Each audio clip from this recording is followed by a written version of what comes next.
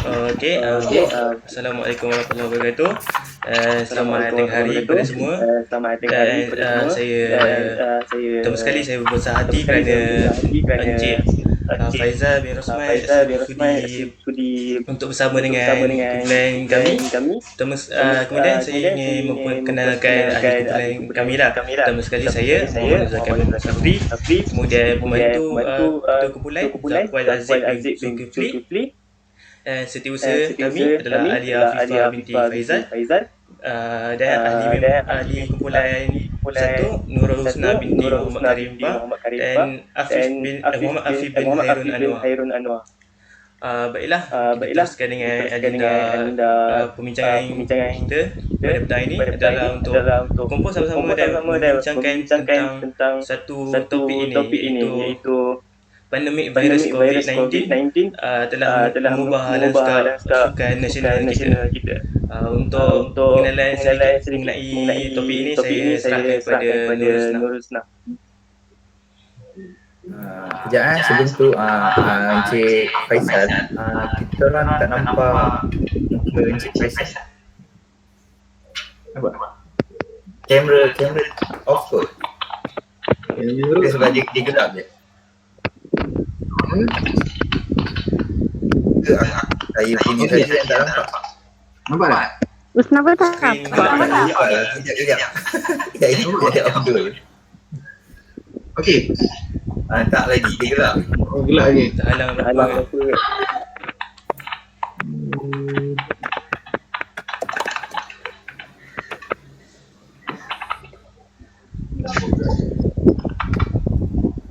Okey. Baiklah. Kita teruskan dengan sila Nurul Husna.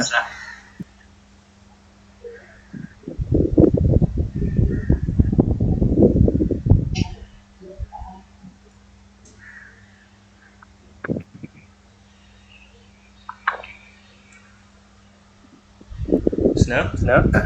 Nurul Husna. Masalah internet rasanya. Tak maaf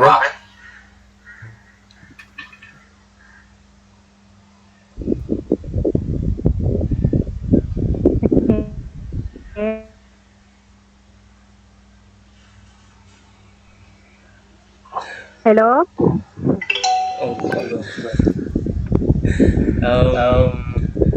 Nampak gayanya Nur Husna mengalami masalah teknikal. Jadi boleh tak saudara Zakwal meneruskan dengan pengenalan topik kita? Okey.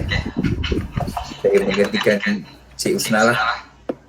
Sebab dia tak ada time pula sebenarnya. Okey, topik pertama kita orang kena study untuk falsafah ni ialah pandemik COVID-19 mengubah landscape dunia sukan. Cik Husna ada di situ ke? Cik Husna.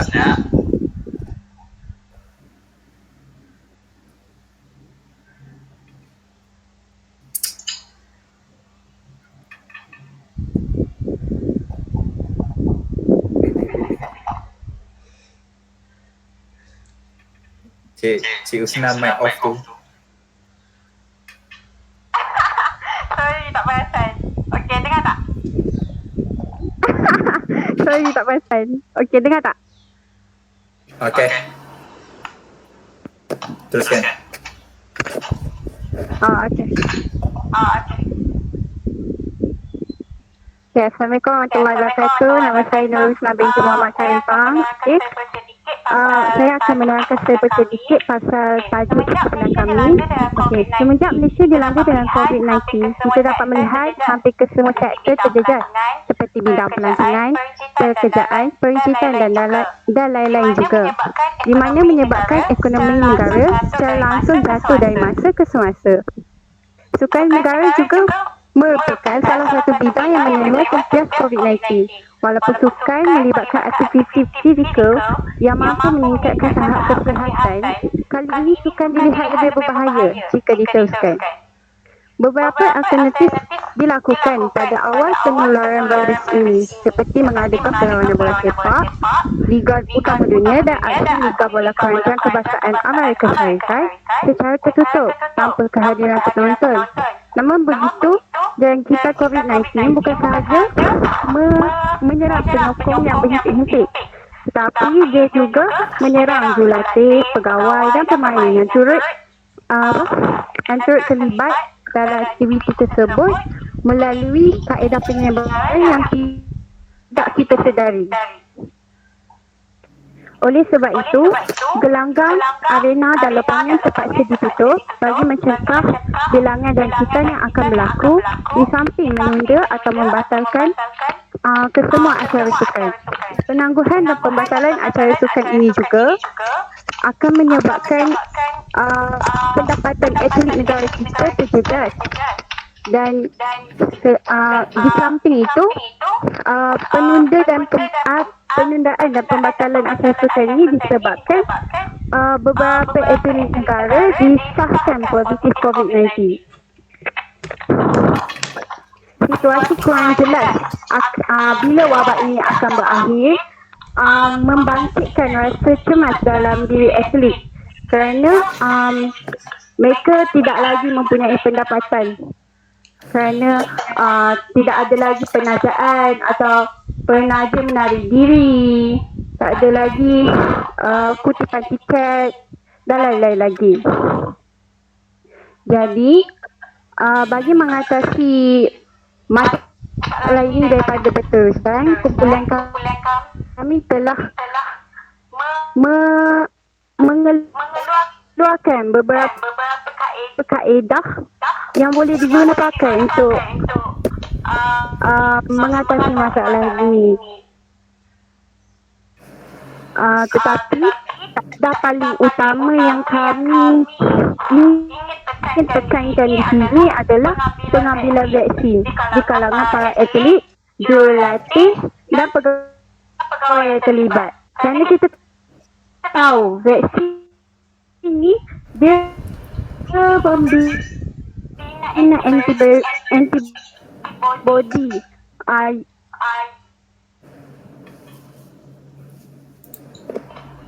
antibody kita untuk melawan virus. Dan jadi melalui pengambilan vaksin dan SOP yang betul, sukan negara akan dapat dijalankan meskipun tanpa kehadiran penonton, tapi kita dapat jalankan sukan negara ini melalui platform media. Okey. Selanjutnya saya akan serahkan kepada panel pengacara kita lah. Okay. Assalamualaikum dan selamat sejahtera. Masih dalam Presiden Zulkifli. Sebelum itu boleh hello, dengarkan? Boleh Encik Faisal memperkenalkan diri Encik Faisal? Assalamualaikum warahmatullahi wabarakatuh. Saya nama Muhammad. Saya Faisal Rosman, seorang guru mengajar di SK Kancing Darat dan sekarang berusia 52 tahun. Dan telah berkhidmat dalam perkhidmatan pendidikan ni lebih kurang 31 tahun di sekolah yang sama.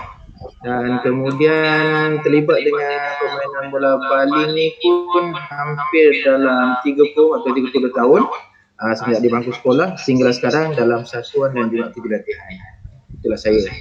Dan saya masih lagi mengajar dalam sekolah tuan sekalian dalam mata pelajaran bahasa Melayu dan jasmani dan juga kesihatan.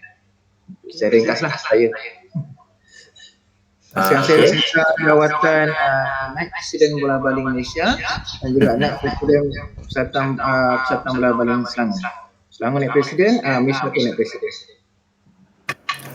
Okey, terima kasih. Apa pendapat Tuan tentang tajuk yang kami tengah mengkaji ini tentang pandemik COVID-19 mengubah landscape dunia sukan? Tajuknya sangat baik dan perlu dibincangkan lebih luas sebenarnya di peringkat pelajar, fakulti dan juga bersama-sama sukan yang lain. Kerana benda COVID ni merangkumi bukan negara kita saja, satu dunia melintasi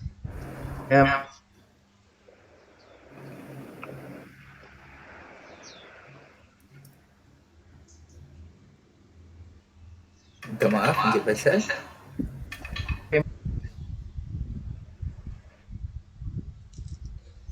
Kita perlu ada SOP, kita perlu ada penjajaran semula dalam gelembung sukan. Itu adalah satu perkara yang baik pada satu tajuk ni dan harus dibincangkan dengan lebih lanjut, bukan dalam kalangan anak-anak 6 orang saja, tapi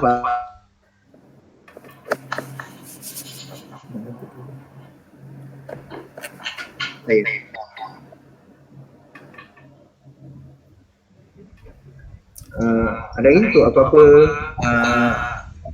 Apa pendapat Tuan tentang tajuk, bukan tajuk, antara penyelesaian yang kami kaji yang mengetatkan isu tentang memvaksin sesuatu atlet ataupun sesuatu kumpulan ataupun sesuatu upacara, kita perlu memvaksinkan dahulu sebelum menjalankan sesuatu event ataupun sesuatu kejohanan itu. Apa pendapat?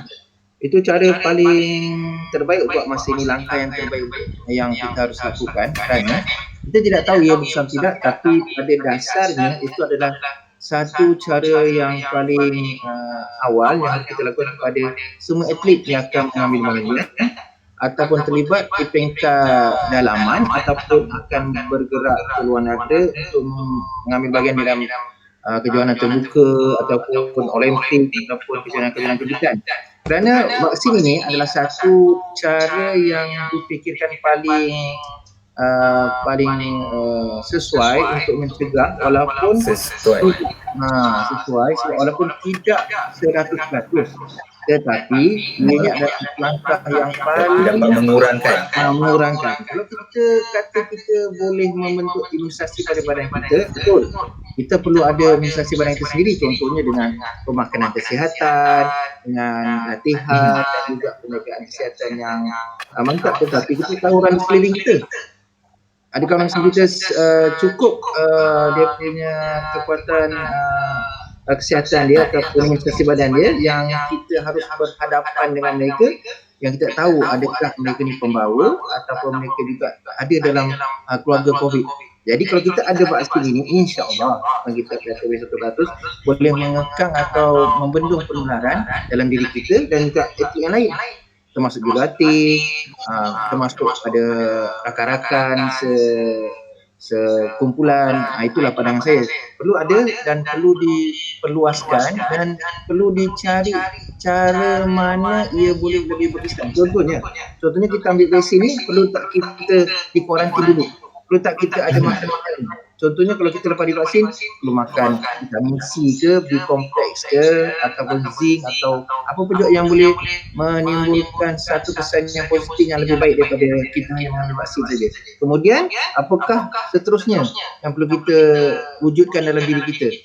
Contohnya dengan pemakanan yang melibatkan kesihatan ataupun latihan yang melibatkan kecergasan. Adakah itu perlu untuk selepas kita ambil vaksin tu? Jadi vaksin tu pada saya adalah satu perkara yang paling asas untuk kita melindungi diri kita dan juga diri orang lain. Terima kasih. Antara soalan yang saya akan ceritakan adalah apa pendapat, maksudnya cadangan lain tentang pandemik ni selain daripada memvaksinkan player. Adakah Tuan ada satu cadangan yang mungkin lebih bagus daripada memvaksinkan? Okey, yang pertama vaksin tu pada saya adalah perkara yang perlu diambil lah. Yang kedua, kita perlu menjaga kesihatan diri kita sendirilah. Dari sudut pemakaian, sudut pemakanan, kesihatan kita jaga sendiri. Kemudian untuk gelembung sukan yang telah diadakan tu harus diperketatkan, harus diambil lebih serius. Contohnya di mana atlet ataupun pemain serta jurulatih kita dikuarantin ataupun dilakukan latihan yang berjadual, harus mengikut SOP yang sebenar.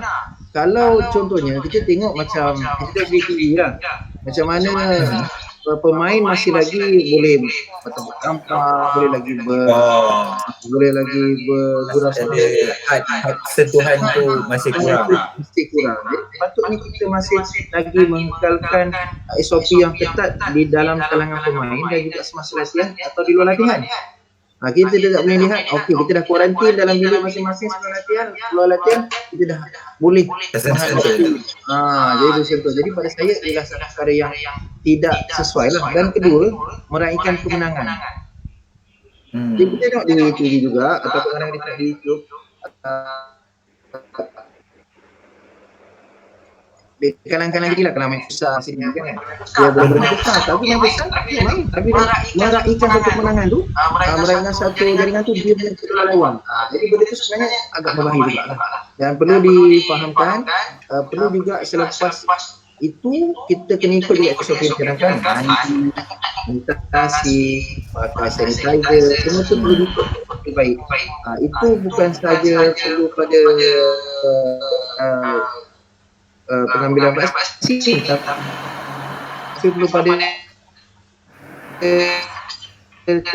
melakukan ujian sekerat mungkin pada atlet-atlet, walaupun kita tahu bila ujian ini dilakukan lebih kerat,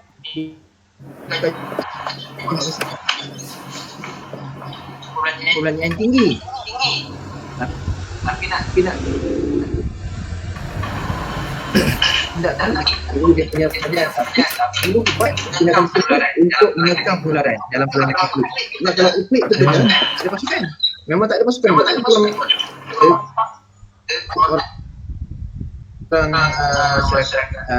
biasa ni, jika kita sakit kita akan dibawa ke MINS ataupun di gunung. Tapi kalau atlet pun dah sakit akan bawa ke sana juga, tapi pasal akan menjadi lumpuh. Contohnya kalau satu pasukan tu hanya itulah saya bagi contoh paling mudah berkomitmen, seorang dah kena, seorang lagi dia memang betul. Itu kita perlu jaga dia punya SOP sendiri selepas itu pandangan saya lah. Dan lagi satu kena lebih besar ruang untuk penempatan atlet, sebab Manston Girls main kat kampung jumlah atlet yang ramai, kerana kita tahu dia pun mereka masa buat benda ni tak jaga dinamik yang berlaku. Ruang untuk penginapan atlet itu agak terhad.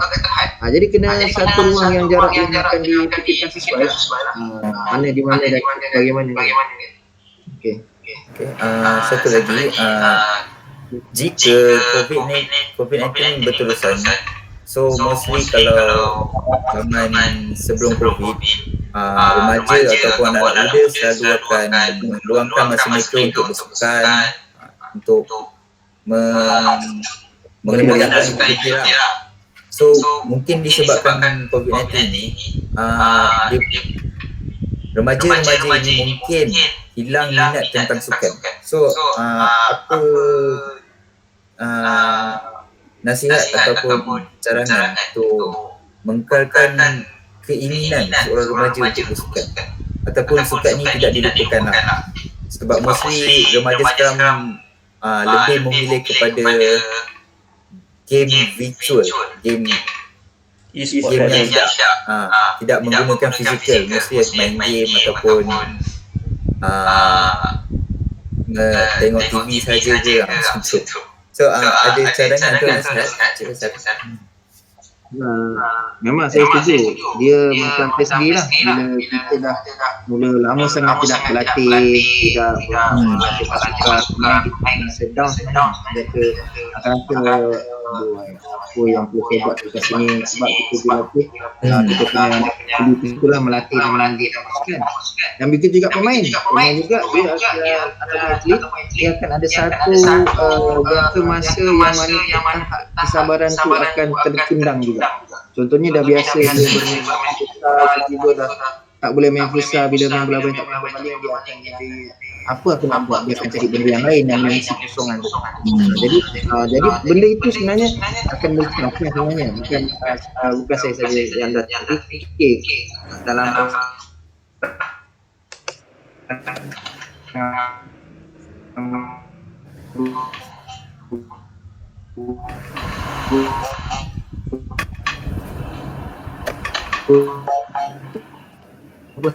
perlu ada motivasi sendiri daripada diri kita sendiri lah. Kita latihan itu sendiri. Kalau dia memang sudah seorang atlet yang profesional, dia perlu ada latihan untuk kecergasan sendiri yang telah ditentukan oleh jurulatih lah. Kalau kita seorang atlet yang hanya aktif, dan kita yang risau ni adalah belia-belia yang tidak ada di mana-mana, dia hanya berminat dan menyaksikan sebagai rekreasi. Itu sebenarnya akan hilang fokus untuk ke mana mereka akan pergi. Jadi pada saya satu je, untuk menggambarkan saya kita kena kreatif dan juga perlu membina jati diri di mana kesihatan itu adalah bukan saja bersukan tapi diri kita juga. Bukan semestinya bersukan tu untuk peluk-peluk, untuk berjumpa kawan, tapi untuk kesihatan diri sendiri. Di mana kita boleh buat di rumah, berbasikal ke secara, boleh buat crossfit pun sekarang dalam kalangan kita punya masyarakat di Malaysia ni, walaupun dulu kita banyak pada aerobik, tapi crossfit punya training pun pada saya taklah susah, cuma dia melibatkan satu kerja yang melibatkan beban dan aerobik. Tapi boleh digunakan kerana crossfit adalah satu latihan yang hanya sekejap tapi menghasilkan impak yang besar. Contohnya dia hanya perlu dibuat dalam 10-25 minit tapi kesannya sangat baik dalam jangka masa yang singkat. Kalau mereka nak mengekalkan kesihatan mereka lah. Tapi untuk mengelak untuk berjumpa dan bermain dengan rakan-rakan ni agak sukar kerana dia akan melibatkan persetujuan. Sebab itulah jika dia bersetujuan tu, jadi kalau untuk mengelakkan mereka down ataupun mereka hilang fokus dalam sukan yang mereka minati, kena buat motivasi diri sendiri lah dan memilih permainan-permainan atau latihan yang boleh meningkatkan kecergasan. Saya harap benda ni tidak akan berlaku lah, kerana kita macam mana pun janji untuk diri kita ni adalah kita bersedia bila masa untuk menjadi atlet pada masa-masa mana yang kita akan tangani. Dan ini kita juga perlu menyediakan diri kita untuk lebih sihat dan lebih cergas daripada sebelum ini. Pada saya lah, biar mereka cergas dalam tentang diri sendiri dengan motivasi dan tengoklah. Kita banyak media kan, YouTube, Instagram.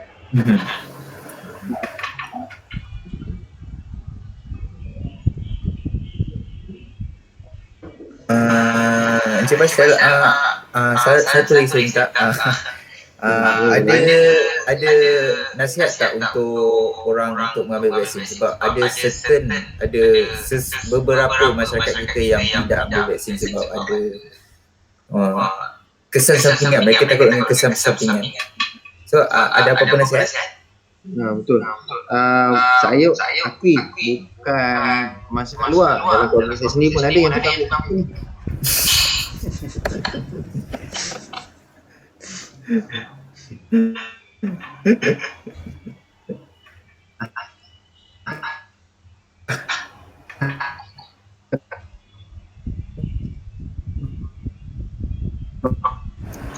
Bagi saya tengok yang seperti yang di sini yang meninggal dunia.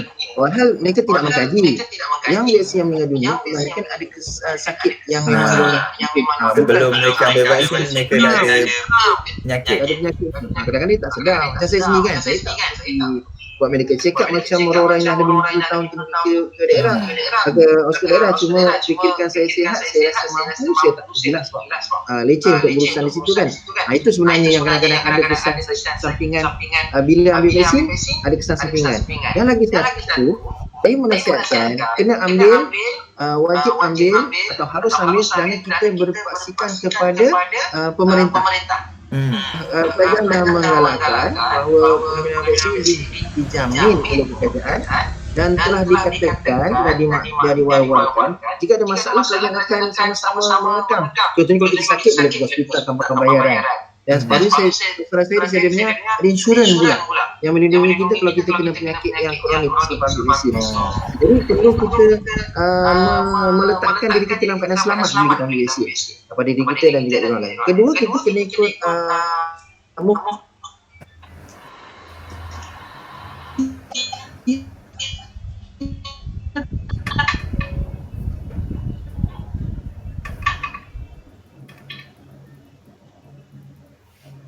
ini kerana penularan dan juga jangkitan dalam kalangan kita dan juga COVID itu sebagai masyarakat. Jadi pada saya menggalakkan sangat-sangat untuk semua masyarakat dan juga diri kita sendiri untuk mengambil vaksin ini, bukan kerana kita rasa kita hebat, tapi untuk kita menjaga diri kita dan juga menjaga orang sekeliling kita. Dan ini satu ikhtiar kita untuk menekan penularan. Secara lain kita tak ada.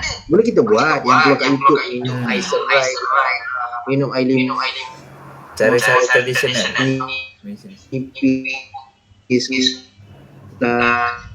apa lagi vaksin. Dan saya rasa bila saya ada terbaca di dalam dibaca dalam saya Google untuk seminggu lepas satu daerah di Brazil masyarakatnya telah hampir semua telah mengambil vaksin, telah ada 90% hidup secara normal.